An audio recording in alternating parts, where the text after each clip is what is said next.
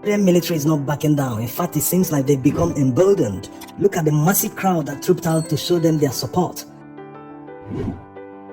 And basking on this massive support, they've gone on to close their airspace. The implication of the closure of this airspace will hurt Nigeria's economy more than it will hurt Niger. Although they said they closed the airspace in order to avert an airborne invasion, but the economic implications on Nigeria's economy will be enormous. Look at this cargo plane from Turkey to Lagos. You can see where it's headed, unless they are going to another West African country before going to Lagos.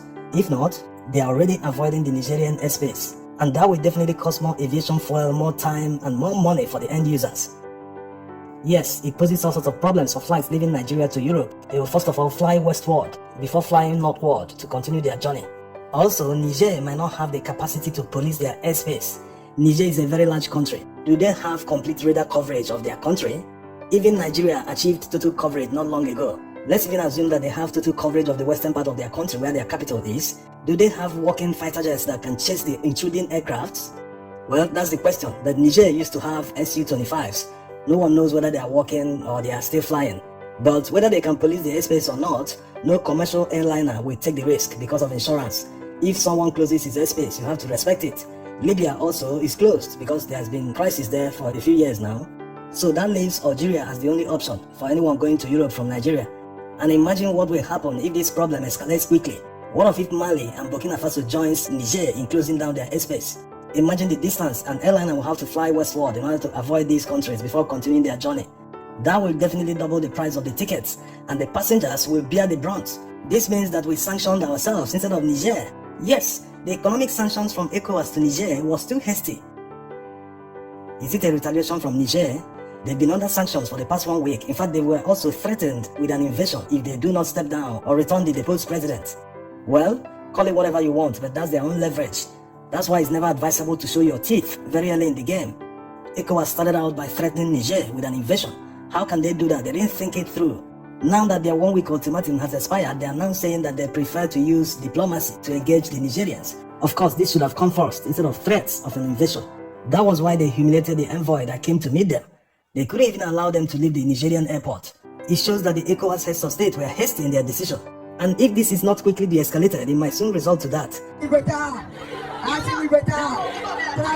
Air France just stopped flying to Mali and Burkina Faso, and there's a rumor that France will go it alone without ECOWAS, because it's very clear that there's serious opposition in ECOWAS country against the invasion of Niger.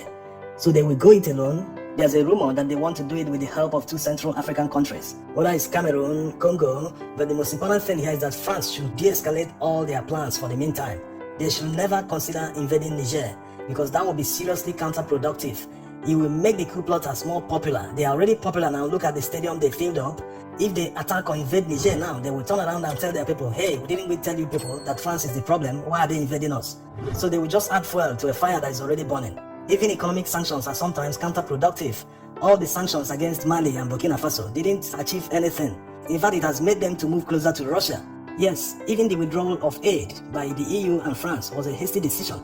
They should have negotiated with these guys. Hey, what do you want? Why do you think a coup will achieve what you want? Why do you think it cannot be achieved on the negotiating table? They should have tried to talk sense to them, reason with them. Then they can now say, hey, you are not making sense. We don't like what you're saying. We'll withdraw our money first. Then we'll be watching from a distance. If you do what you say, then we can bring back our money. But immediately this coup happened, they withdrew everything. Yes, it's their right, but it reduces their chances at the negotiating table. The military junta will no longer trust them because they already see them as people who have taken sides, who are trying to order them on how to govern their country.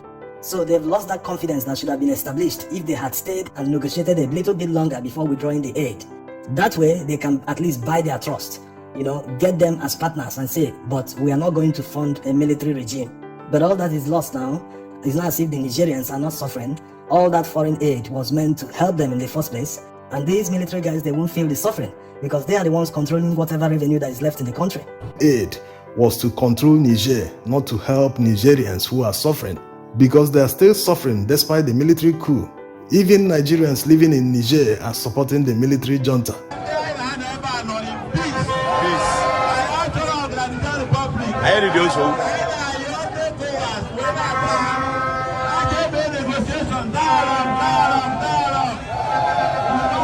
We don't want war. I don't. Also, in northern Nigeria, this man has some words for Tinubu. I want to say this very means to congratulate members of the Senate for denouncing the instruction needed by His Excellency Mr. President and Commander-in-Chief of the Nigerian Armed Forces, seeking for Nigerian Armed Forces to invade Niger Republic. Nigeria and Niger, we are together. You, Mr. President Alhaji Bola Ahmed Tinubu, able to say you share borders with Niger, the Tr0ops, western part of Nigeria, Lagos, Ondo, Ekiti, Oyo, Osun. If they share the borders with the Niger Republic, can you suggest for Nigeria to go into war with the Republic of Niger? So don't play with our intelligence. The truth is, no one wants a war on his doorsteps. The Nigerians are taking it very seriously. They've deployed more military men to the borders with Nigeria and Benin Republic. They have also moved some heavy equipment in case there's an invasion, so they take it very seriously. Also, the Wagner guys are already on ground in the capital. When you look at all this, you will see the inexperience of Tinubu in full glare. Despite some people saying that this decision was taken by ECOWAS, that it has nothing to do with Nigeria alone. But they forget that Nigeria leads ECOWAS, Nigeria leads ECOMOG. When it comes to contributions of troops, of money, whatever in ECOWAS, Nigeria is always the first. So Nigeria can always influence the decision of ECOWAS. If Nigeria doesn't want war with a particular country in ECOWAS, so it will be. No one will go to war without Nigeria in ECOWAS or ECOMOG. So that's the problem, incompetence. The same way he removed petrol subsidy without thinking it through, without thinking about the impact on Nigeria's economy, without making any provision for alternative fuel, because petrol plays a major role. In fact, it's the bloodline of Nigeria's economy. Many businesses depend on petrol to power their businesses because power supply is epileptic. In many cities, there are no trams or metro that workers can use to get to work. Everyone depends on road transportation. So you can imagine the effect of waking up one day, getting to the bus stop and be told that the bus you take to work every day that costs you about 200 naira is now 500 naira. How are you going to handle the situation? That's why many have resigned from their jobs, because it's not worth it. You are paid a salary that can't take you home at the end of the month. On top of that, the transportation cost is now about 80% of your salary. There's no need continuing with the job except there's a salary raise. The fastest way to grow an economy is to get people working. Let them earn money and spend it. The more people spend money, the more the economy booms. The more the taxes the government earns. So the problem now is, how do you provide more jobs for the people? It's not about contesting an election. It's not about rigging yourself and forcing yourself into power. It's about having the idea to turn around the country. That's the most important thing.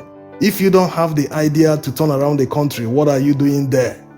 Are you there for decorative purposes? Just to answer